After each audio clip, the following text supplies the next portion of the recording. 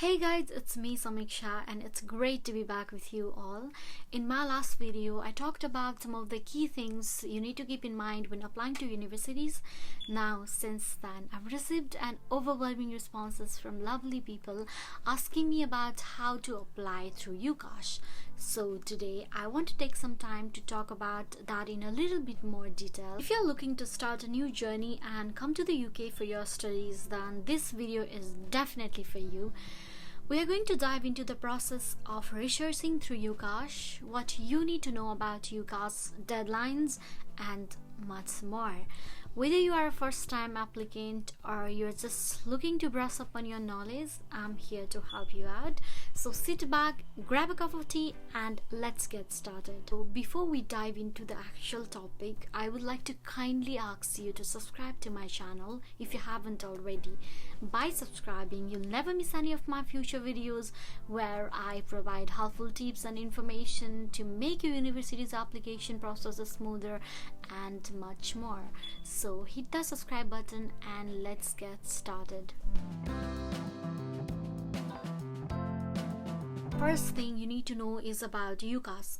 What is UCAS? It is basically a platform that serves as a bridge between you and the universities that you are planning to apply to. If you're planning to apply for undergraduate or bachelor's courses, then you need to apply through this platform, through UCAS. So you can apply for up to 5 courses at different universities, and it's a good rule of thumb to apply to all these 5 universities to avoid the disappointment of receiving no offers.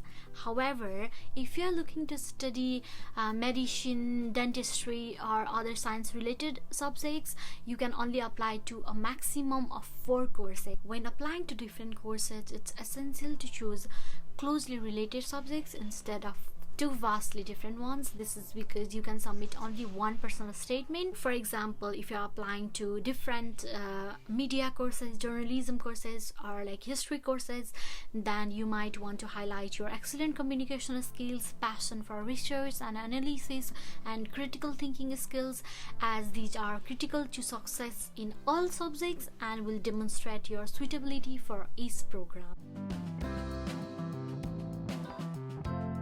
Next thing you need to know is about the UCAS deadline. If you're applying to Oxford, Cambridge, medicine courses, or other science related courses, then the official UCAS deadline is October 15th. However, it's always best to check universities' websites because sometimes they say deadlines quite early, and for other courses the UCAS deadline is 15th January, so ensure that you apply early, as there is always a high chance of getting an offer early rather than waiting for the deadline. Regarding application fees, it costs £27 to apply for 5 courses and £22.50 to apply for 1 course, so it's always best to pay a few pounds more and apply to all 5 universities. So firstly, let's head over to Google and search for UCAS. Keep in mind that sometimes there might be a few ads at the top, so you want to make sure you click on the right link. Luckily, the UCAS link is right at the top for me, so that's the one I'll go for. Once you're on the UCAS website, you'll see there's so many information available.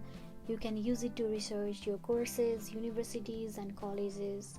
If you scroll down a bit, you'll come across blogs and articles that can help you explore many more things, including courses, reasons, and also universities. One particular interesting feature here is the quiz that helps you find your ideal job based on your career preferences. If you keep scrolling down, you'll also find that you can chat directly with the students and get the inside scoop on things like student accommodation, student life, student experiences. There are even updates from UCAS themselves. Okay, alright. Now let's go back up to the top of the page and get started with what we need to do first. The first thing we need to do is register for an account, obviously, since you'll need to create a profile before you can begin your application process.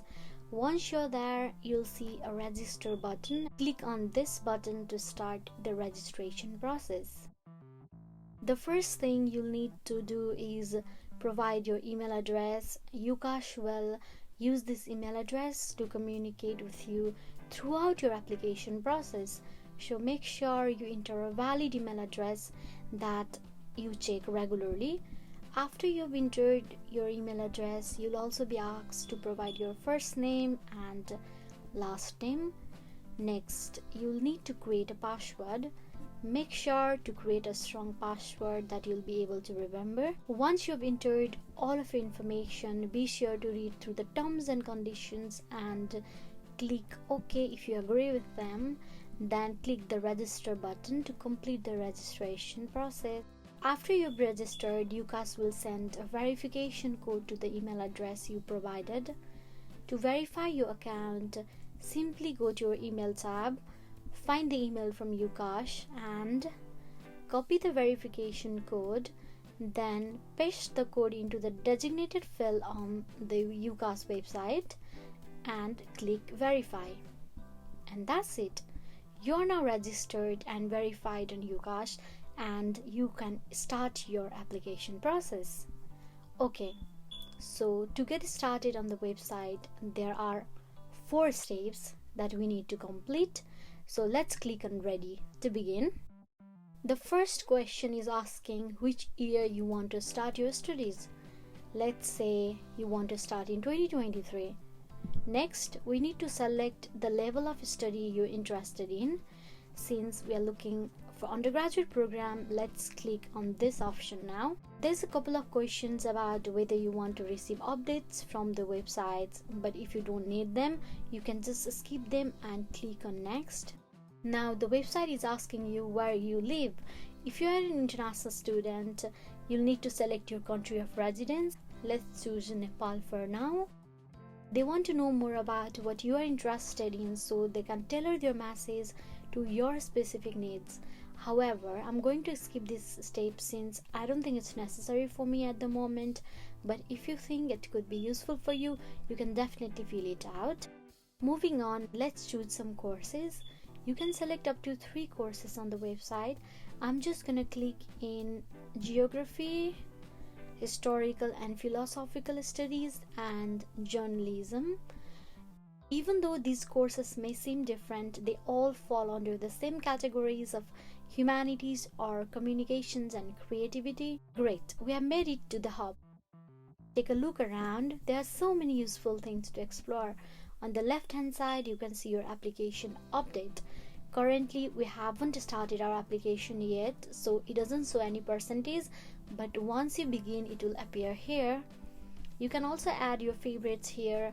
This page has lots of events that universities are hosting, both online and in person, so make sure to check it out. I must say, I really like the page design. It's so colorful and user-friendly. Despite having so many information here, it's clear and very easy to read. As we have already chosen 3 subjects before, these courses are available here. By exploring specific courses, they will suggest universities and colleges that offer these courses. This way, you have an idea of what you want to study and you can easily research the universities that offer those courses. If you are an international student, maybe the tips for international UCAS undergraduate blog might be helpful for you. So take your time to explore the hub before rushing.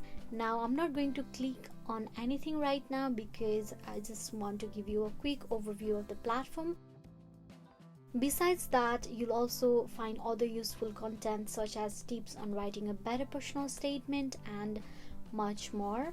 And guess what? There's even a little note section for you to jot down important information, and all the dates and deadlines can be found here. Now, when it comes to choosing university, I'll leave that up to you. Once you have found your university, you can start your application by clicking on Start. They'll ask you if you're applying from a school, college, or center. If not, just say no, then you'll move on to the 5 stages of the application process. Let's take a look at the next section now. You can choose up to 5 universities here until you are ready to send your application. Under the profile section, you'll be asked for your personal details. You'll also need to provide contact information, so make sure to enter it exactly as it appears on your passport or national identification card. Additionally, you'll need to provide information on your nationality, English language proficiency, and how you plan to fund your studies. Next, you'll provide details about your academic qualifications and periods of study.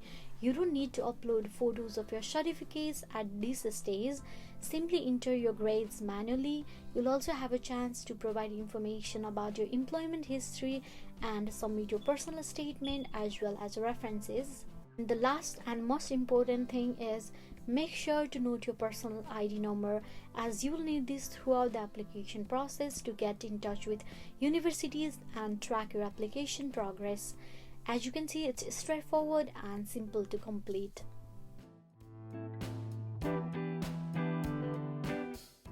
So what happens when you apply through UCAS? Well, there are 3 possible outcomes.